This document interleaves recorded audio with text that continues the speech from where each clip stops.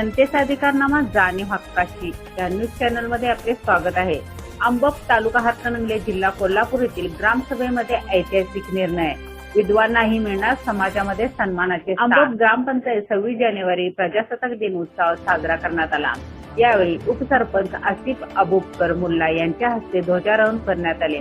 त्यानंतर लोकनियुक्त सरपंच सौ दीप्ती विकासराव माने यांच्या अध्यक्षतेखाली ग्रामसभा पार पडली। अंबपच्या ग्रामसभेमध्ये आधुनिक भारताच्या आणि पुरोगामी महाराष्ट्राच्या दृष्टीने एक ऐतिहासिक निर्णय घेण्यात आला। गावामध्ये कोणत्याही प्रसंगाने विधवा झालेल्या महिला भगिनींना समाजामध्ये सन्मानाचे स्थान देण्याचा एकमुखी निर्णय घेण्यात आला। स्त्रीचे स्त्रीधन सौभाग्याचे अलंकार हे विधवा स्त्रीने परिधान केलेलेच राहतील। समाजामध्ये रूढ असणाऱ्या अनेक रूढी, प्रथा, परंपरा यांना छेद देण्याचे काम यावेळी करण्यात आले। पती निधनानंतर स्त्रीच्या पायातील जोडवी, कपाळावरील कुंकू, गळ्यातील मंगळसूत्र आणि हातातील बांगड्या हे काढून घेण्याची प्रथा ही पूर्वापार चालू आहे। या प्रथेला छेद देण्याचे काम अंबप ग्रामपंचायतीने केले आहे। या निर्णयास सर्व ग्रामस्थांनी एकमुखाने पाठिंबा दिला।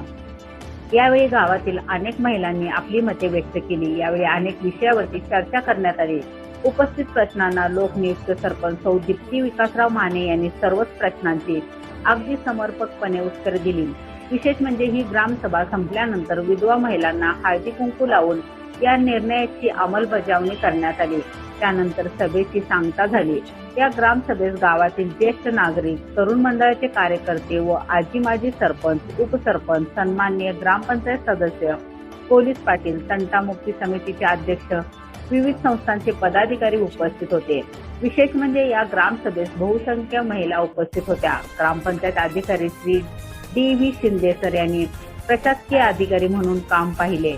अंबप म्हणजे विधवा प्रथा बंद करण्याचं जे केलं आहे ते खूपच चांगलं झालेलं आहे। म्हणजे पुढच्या भविष्याच्या दृष्टीनं तरी मुलींसाठी खूपच चांगलं आहे आणि मी ही धावडा म्हणजे शब्दात सांगू शकत नाही।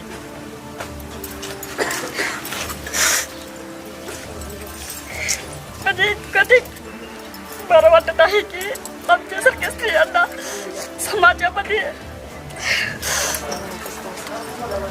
म्हणजे पुढे आणण्यात आले आहे। त्याच्याबद्दल मी दीप्तीचे आभार मानते। सर्वप्रथम मी सर्वांना नमस्कार करते।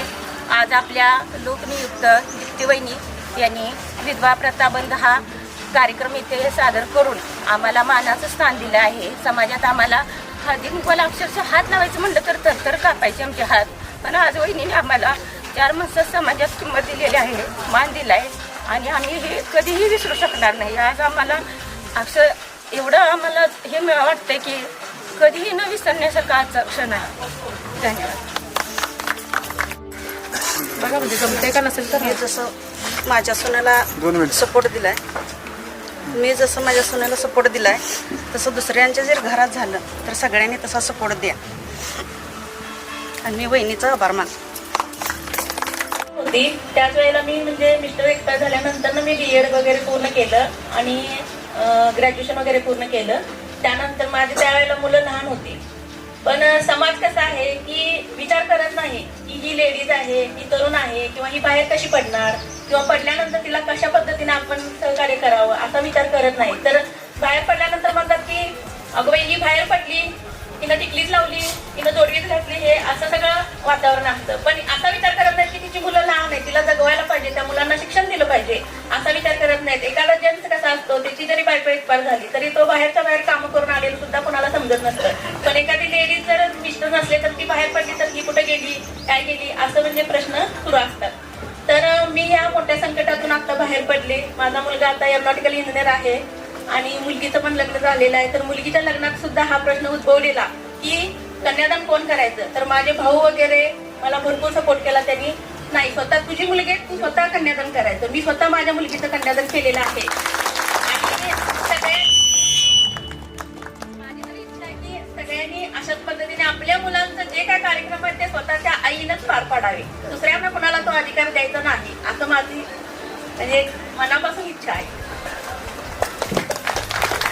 प्रत्येक महिलांना बोलायचा अधिकार असतो, कुणी बोलावं, कसं बोलावं, त्यामुळं एक वहिनी साहेब मी या सगळ्या ग्रामपंचायतच्या समोर सांगते, अंबपमध्ये ज्यावेळेला नवीन नवरी म्हणून लग्न होऊन घरी येते संसार सुखात चालत असतो. त्यावेळी काही क्षणात तिच्यावर काहीतरी प्रसंग होतो, तिचे मिस्टर निघून जातात मग किंवा कशा तरी आपत्तीकालीन त्याचं निधन होतं आणि ती जी महिला तरुण असते तिला घराबाहेर पडण्याची सुद्धा भीती असते. कुणी टिकली लावून देत नाही तिला, समाज तिला पुढे येऊन देत नाही. मुलांना त्यासाठी त्या मुलीनं लहानाचं मोठं आईच करत असते, लग्न पण करतं, सगळं खूप सुरळीत पार पडलेलं असते. पण तिला हा अधिकार मिळावा, ह्या ग्रामपंचायतीने अधिकार द्यावा. तरुणपणात गेलेल्या महिलांनी काय बाहेर पडायचं नाही का, काही टिकली लावायची नाही का? कारण मुलाचं संगोपन तर तीच करत असते ना.